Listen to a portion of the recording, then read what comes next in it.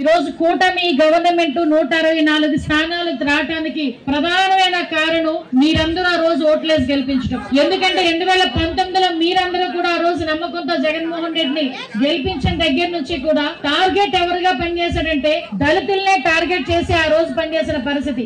Doctor Sudhakar దగ్గర నుంచి మొదలు పెట్టుకుని డాక్టర్ సుధాకర్ అనే డాక్టర్ ని నడి రోడ్డు మీద చిత్రహింసలు పెట్టించి పిచ్చోడి కింద ముద్రేసిన పరిస్థితి. ఆ రోజు నుంచి మా పోరాటం స్టార్ట్ అయింది.